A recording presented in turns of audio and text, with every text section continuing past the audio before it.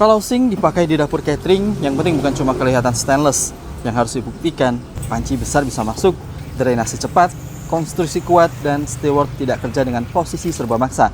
Tonton sampai akhir karena saya akan tunjukkan titik yang sering bikin sink cepat rusak. Mulai dari ukuran bowl, drain, kaki, sambungan las, dan tes bocor sebelum dikirim.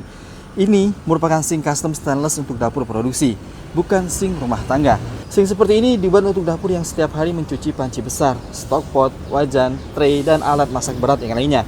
Jadi, dari awal yang dicek bukan cuma bentuknya, tapi alur kerjanya. Pertama, lihat materialnya. Ketebalan pelat permukaan ini 1,2 mm. Di dapur catering, pelat terlalu tipis biasanya baru ketahuan setelah kena beban air, gesekan alat, dan benturan panci setiap hari.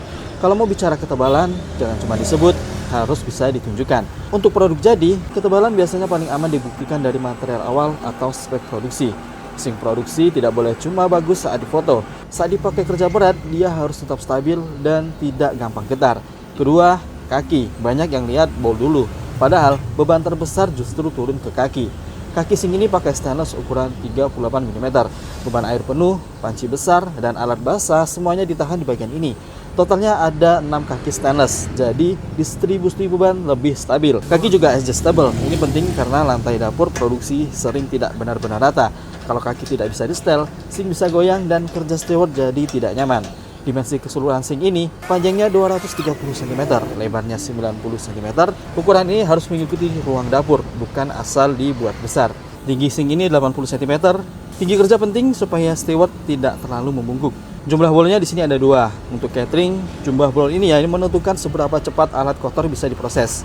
Dan untuk dimensinya, panjang bowl ini 70 cm, lebarnya 50 cm dengan kedalamannya 30 cm. Kedalaman ini penting supaya saat cuci alat besar, air nggak mudah muncrat keluar. Ini bukti paling sederhana. Stok pot besar bisa masuk, jadi steward nggak perlu cuci alat dengan posisi miring atau setengah dipaksakan. Di sini ukuran bowl harus mengikuti alat terbesar di dapur, bukan mengikuti ukuran standar katalog. Di dapur asli, alat besar nggak selalu ditaruh pelan-pelan. Kadang kena sisi bowl, kadang digeser, kadang terbentur. Di sini ada backsplash dengan tinggi 10 cm. Fungsinya untuk menahan cipratan ke tembok dan area belakang sink. Di dapur produksi, cipratan air itu bukan kemungkinan, tapi pasti terjadi. Backsplash membantu area belakang lebih mudah dibersihkan setelah operasional. Sekarang, bagian drain. Ini salah satu titik yang sering diremehkan.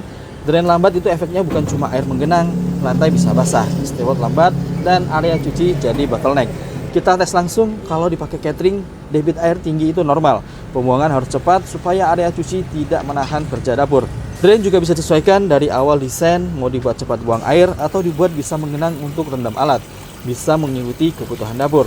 Yang penting, sistemnya dipikirkan dari awal, bukan asal lubang pembuangan. Untuk keran, sink ini disiapkan 2 lubang. Posisi keran bisa request karena tiap dapur punya alur kerja yang berbeda. Model kerannya bisa keran leher angsa, keran spray, pre-rinse valve, atau keran meja dan keran dinding yang lainnya. Atau kalau mau pakai keran pedal juga bisa untuk kebutuhan lebih higienis. Bagian dinding bowl ini sering kena benturan pancing besar. Kalau konstruksi lemah, bagian ini biasanya paling cepat meleot. Tapi kuat saja belum cukup. Untuk sink, titik paling rawan itu sambungan. Kalau sink bocor, biasanya masalahnya bukan di tengah pelat, tapi di sudut atau sambungan bawah. Sebelum produksi, customer konsultasi dulu ukuran dapur, alat terbesar yang dicuci, posisi keran, posisi drain, tinggi kerja, dan jumlah bolnya. Dari situ baru dibuat spek dan desain 3D. Produk yang jadi harus mengikuti cara kerja dapur customer. Setelah desain disetujui, plat stainless dipotong pakai laser sesuai ukuran yang sudah deal. Di tahap ini, presisi dimensi mulai dikunci. Setelah dipotong, plat dibengkokkan pakai CNC press brake untuk membentuk dinding bowl, bottom, dan bagian sink lainnya. Tekukan yang rapi ini menentukan hasil akhir. Setelah itu masuk proses kelas. Untuk sink, pengelasan bukan sekedar menyambung plat. Ini yang menentukan sambungan kuat atau tidak. Sambungan harus rapat, rapi, dan nggak boleh ada celah. Setelah las, sambungan dipoles sampai halus. Tujuannya bukan cuma supaya enak dilihat, tapi supaya area sink lebih mudah dibersihkan setelah dipakai. Sebelum dikirim, sink wajib masuk quality control. Bowl diisi air penuh untuk cek kebocoran. Kalau ada sambungan yang kurang rapat, biasanya akan terlihat dari tes seperti ini. Jadi bukan hanya dicek dari tampilan luarnya saja. Dimensi juga dicek ulang karena produk custom harus sesuai desain yang sudah disepakati, bukan sekedar kurang lebih sama.